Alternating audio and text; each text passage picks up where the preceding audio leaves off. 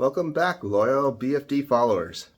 So you guys, I'm going to have to apologize on the late release of this video. Once I got going, got 2/3 the way through it and realized that this is actually a really pretty complex subject.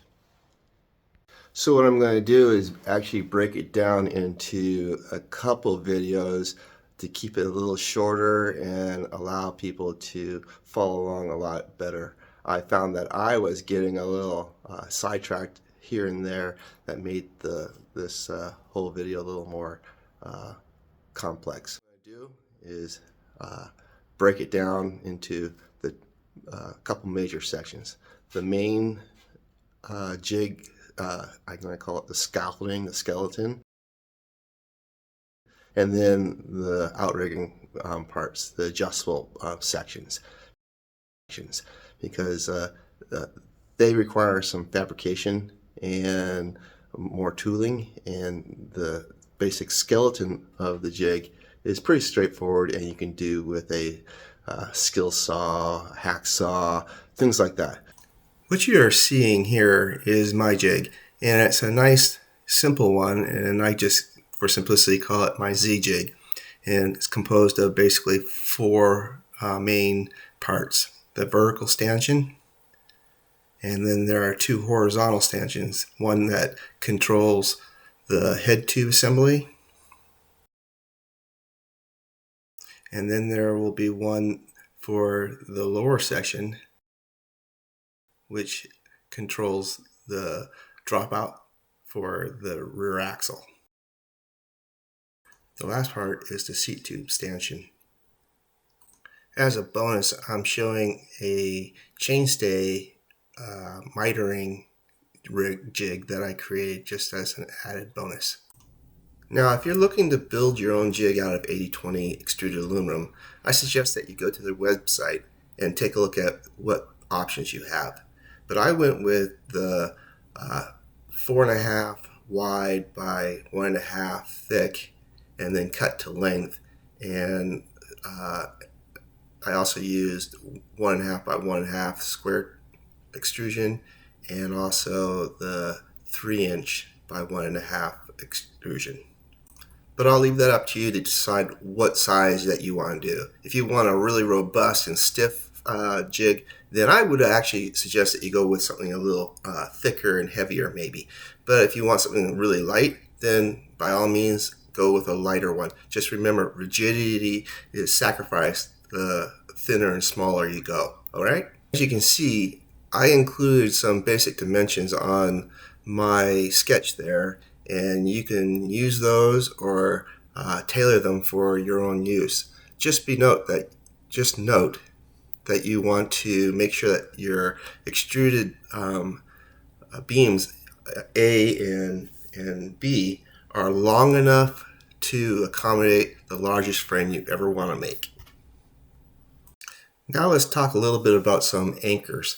I use the standard anchor to attach beams A and B to beam C that allow the beam to slide up and down and then lock in and tighten.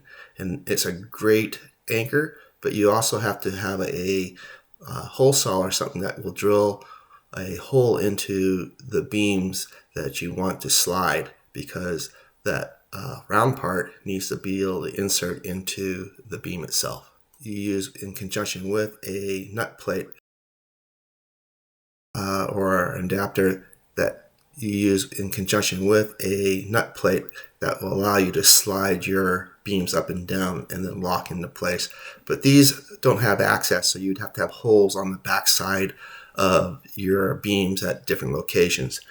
So I use these in different ways. Here's a snapshot of what my jig looks like disassembled. And as you can see, there are more little pieces than there are the large ones. But I want you to focus in on the extruded aluminum, because that's all we're talking about right now, and that's what we're going to go cut and see how that's done. Alright. So I got the jig all disassembled, and I'm going to show you what I do to actually start fabricating the jig. And I've just taken some of the raw material here. Safety glasses are on, and I got earmuffs on just because I want to save what little hearing I have. Again, safety is not an accident, right? And I'm just going to square up this one end here.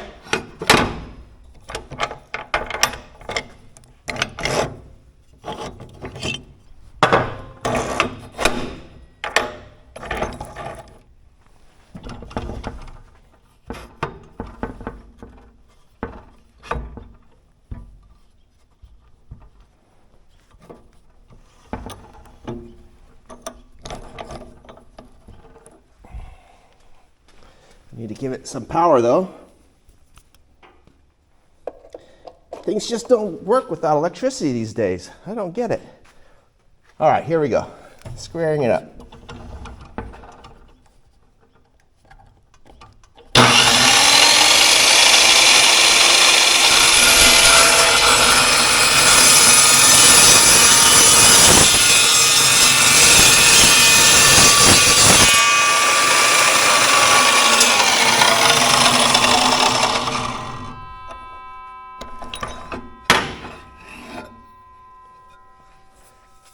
Look at that. That is such a nice cut.